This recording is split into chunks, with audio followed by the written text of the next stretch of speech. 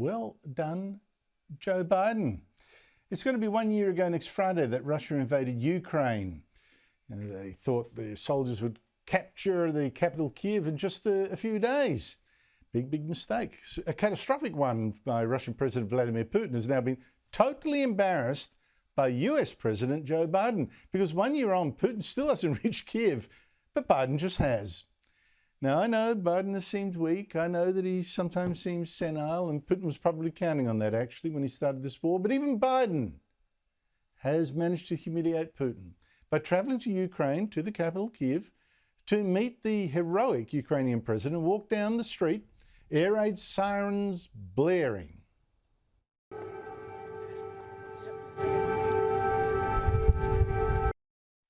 They visited a war monument as well and a monastery, and Biden praised Ukrainians for their courage and promised Ukraine another $500 million of US military aid. Putin would have felt sick. But Russia's aim was to wipe Ukraine off the map. Putin's war of conquest is failing. Russia's military has lost half its territory it once occupied. Young, talented Russians are fleeing by the tens of thousands, not wanting to come back to Russia because they see no future in their country.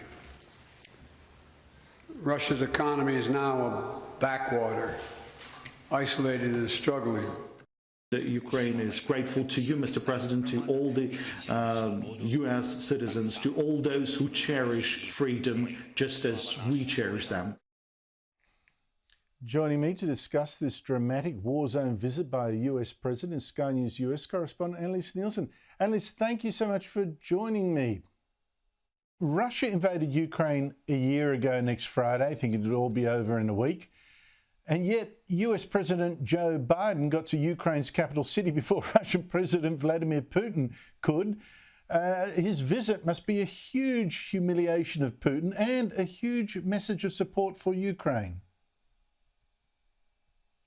Oh, absolutely. And when you look at the Russian state media, how they were responding to this, it did seem like they were caught unawares that something like this would happen. And why wouldn't you be? This was something out of a movie. The amount of level of detail they had to go into, the planning, the people they had to involve, and the secrecy in this to get to having the president in an active war zone is just remarkable. And when you think about the fact that this is really unprecedented, and I know we throw that word around a lot, but we had a sitting president of the United States go into a war zone with no US military controlling the area.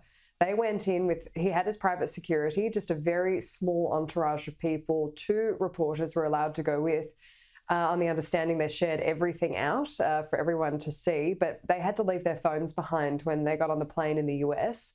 And they got them back right at the end. And to go through that, not knowing exactly how it was all going to go down, that you were going to go on a train into Ukraine, it is extraordinary. And I think this is why we're going to see such huge reaction to this from the Russians. They were told 3 hours beforehand, according to the US.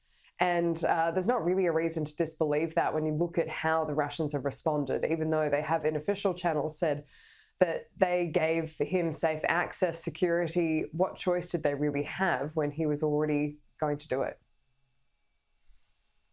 Well, for Biden to get there before Putin is just so delicious, particularly when Putin was planning to give a big speech about his war. He calls it, a military operation.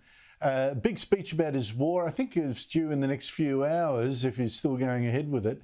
And he's getting totally upstaged. It must be. I just wonder how Putin can survive this sort of humiliation even before his own people. And it would be a tough sell to his own people when a lot of what the world sees of Joe Biden is the gaffes. It is him struggling with the auto cues. It is him getting older. And he's not been a strong presence in this global stage. This whole operation being managed so brilliantly has really blown that out of the water. But don't forget, Joe Biden has to talk to his audience back here in the US as well. This has cost the US a lot of money, $50 billion, and with no end in sight, they need to rally not just the US, but Europe. And so this is a strong statement to European allies to say, the US isn't backing down, you need to stand with us. And Zelensky made that point when he gave his remarks next to Joe Biden, when the invasion happened and Joe Biden said to him, "What do you need?" He said, "I need you to rally our allies." And the clear message was, this isn't over. It's been a long year. There's been 7,000 Ukrainian civilians killed, 11,000 maimed, more displaced, unspoken of tragedies and rapes and displacement of children. And what we are seeing is the global community saying, we're going to keep pushing back on this because it's the right thing to do. And the other factor in this, of course, is that it sounds like China's been looking at giving more support to Russia. And so this is a strong message from the Americans when they're dealing with balloons flying over the country to say, we're not going to tolerate that either. That's absolutely true. I think, Joe Biden can't go to Ukraine like this and stand there and then step back and let it fall to the Russians. They are now all in. If they weren't before, they certainly are now totally all in. Annelise Nielsen, thank you so much for your time. Thank you.